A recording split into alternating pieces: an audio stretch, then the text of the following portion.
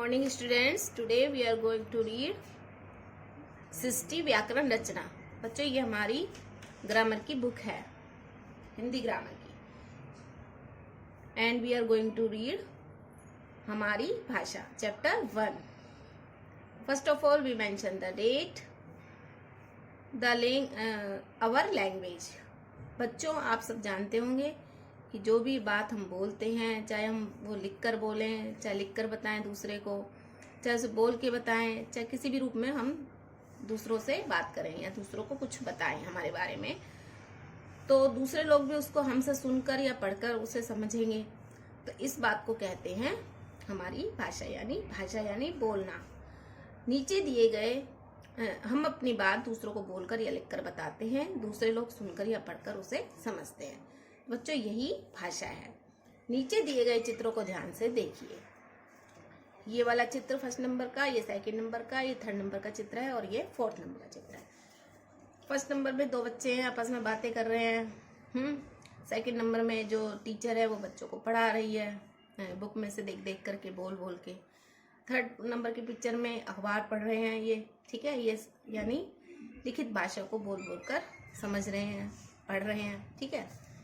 Fourth में बच्चा लिख रहा है, यानी ये लिख करके अपनी बात बता रहा है, ये बोल कर अपनी बात बता रहे हैं. तो बच्चों ये सब क्या है? भाषा. पहले चित्र में दो बच्चे आपस में बातें कर रहे हैं. दूसरे चित्र में अध्यापिका पाठ पढ़ा रही हैं और छात्र सुन रहे हैं. तीसरे चित्र में पिताजी अखबार पढ़ रहे हैं. चौथे चित्र में मधु लिख रही है. अब बच्चों हम ये सीखेंगे कि भाषा क्या है या भाषा किसे कहते हैं. यानी कोई हमसे पूछे भाषा किसे कहते हैं, तो क्वेश्चन तो हो गया भाषा किसे कहते हैं, और आंसर इसका ये हो गया कि भाषा वह साधन है जिसके द्वारा हम अपने विचारों को दूसरों के सामने प्रकट करते हैं. एक बार फिर से बता देती हूँ, भाषा वह साधन है जिसके द्वारा हम अपने विचारों को दूसरों के सामने प्रकट करते हैं. यानी वह साधन जिसमें कि हम अपने विचारों को दूसरों को बताएं, दूसरों को सामने प्रकट करें तथा दूसरों के विचारों को सुन समझकर उसे ग्रहण करते हैं. यानी हम अपनी बात बता दें, अपने विचार दूसरों को बता दें और दूसरों के जो विचार है वो हम सुन लें और समझ लें.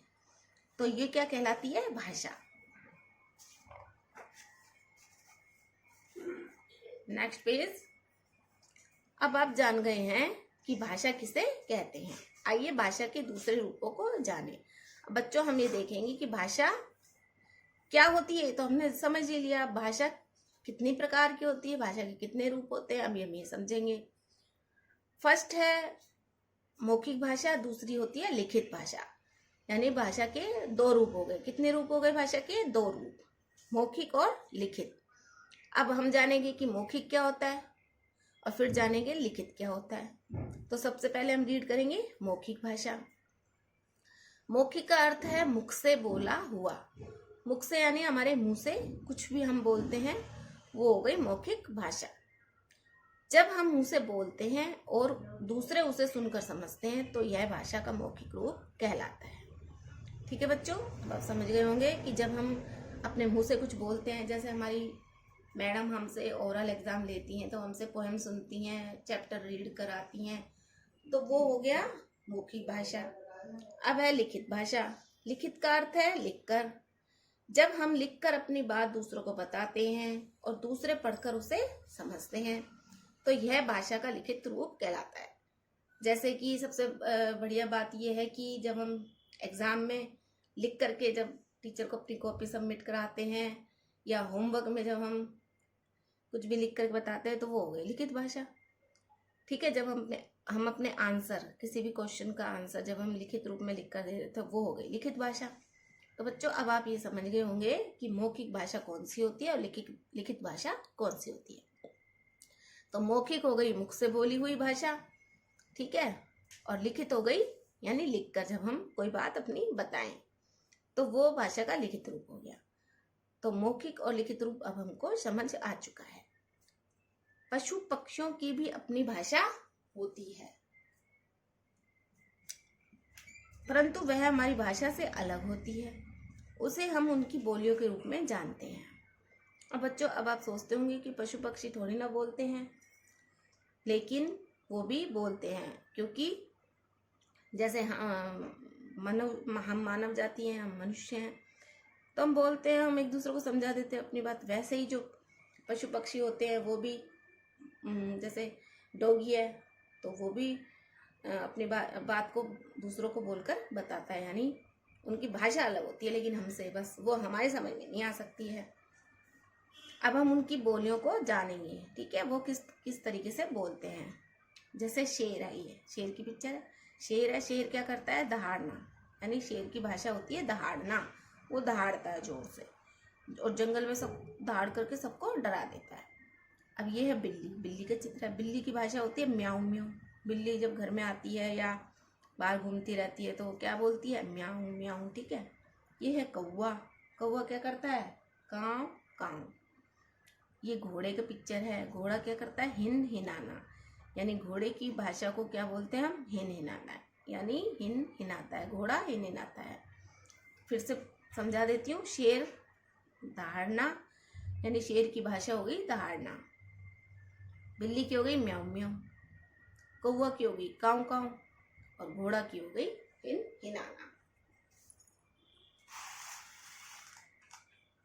पशु पक्षियों की ये बोलियां हमारी भाषा से अलग होती हैं, यानी पशु पक्षी अपनी अपनी भाषा, अपनी अपनी बोलियां अलग तरीके से बोलते हैं। कुत्ता अलग तरीके से, कुत्ता भौ भौ करता है, बकरी मैं मैं करती है, बिल्ली म्याऊ म्याऊ करती है, शेर दहाड़ना, कौवा काव काव करता है, ठीक है, और कबूतर गुटर गु करता है। तो ये सब भाषा हमारी भाषा से अलग है। हम इन्हें नहीं समझते, इसलिए इन्हें हम अपनी भाषा में नहीं लेते हैं, ठीक है। हम जो बोलते हैं उन्हें ये भाषा कहेंगे, और पशु पक्षी जो बोलेंगे उसे हम उनकी बोलियां कहेंगे। ओके स्टूडेंट्स, अब हमने क्या सीखा? भाषा के द्वारा हम अपने विचार दूसरों के सामने प्रकट करते हैं तथा दूसरों के विचार समझते हैं। रिपीट कर रही हूँ इसको दोबारा से मैं। भाषा के द्वारा हम अपने विचार दूसरों के सामने प्रकट करते हैं और दूसरों के विचार समझते हैं। और भाषा के दो रूप हैं, मौखिक और लिखित। बच्चों अब आप अच्छे से समझ गए होंगे, भाषा के दो रूप होते हैं, मौखिक और लिखित। अब एक बार मैं आपको फिर से थोड़ा सा रिपीट करवा देती हूँ कि भाषा किसे कहते हैं और वो कितनी तरह की होती है। भाषा वह साधन है जिसके द्वारा हम अपने विचारों को दूसरों के सामने प्रकट करते हैं और दूसरों के विचारों को सुन समझकर उसे ग्रहण करते हैं। एक तो हम ये बता सकते हैं, अगर हमसे कोई पूछे या हम क्वेश्चन का आंसर देना चाहें, भाषा किसे कहते हैं। और एक हम ये शॉर्ट में अगर हम याद करना चाहें, लर्न करना चाहें, तो हम इस लाइन को लर्न कर सकते हैं। भाषा के द्वारा हम अपने विचार दूसरों के सामने प्रकट करते हैं तथा दूसरों के विचार समझते हैं। भाषा के दो रूप होते हैं, मौखिक और लिखित। जैसा कि यहाँ पर भी इस पेज में भी मैंने आपको अच्छे से एक्सप्लेन करके बताया है। मौखिक और लिखित भाषा, दो तरह की भाषा होती है, मौखिक और लिखित। मौखिक होती है मुख से बोली हुई, जब हम मुंह से बोलते हैं और दूसरे उसे सुनकर समझते हैं, तो यह भाषा का मौखिक रूप कहलाता है। और लिखित भाषा होती है, लिखित का अर्थ है लिखकर। जब हम लिखकर अपनी बात दूसरों को बताते हैं और दूसरे पढ़कर उसे समझते हैं, तो यह भाषा का लिखित रूप कहलाता है। और ये पशु और पक्षियों की बोलियां हैं जिन्हें हम भाषा में शामिल नहीं करते। ये हमारी भाषा से अलग होती है। हमारी भाषा अलग है और ये पशु पक्षियों की बोलियां हैं। तो बच्चों, हम इस चैप्टर में सीखा कि भाषा क्या होती है और कितने प्रकार की होती है। ओके बच्चों, थैंक यू। आपको क्या करना है? आपको ये चैप्टर रीड करना है और इसको लर्न करना है, और आपको ये पशु पक्षियों की जो बोलियां बताई गई हैं इनको भी लर्न करना है और अपनी कॉपी में भी लिखना है। ओके बच्चों, thank you, have a nice day.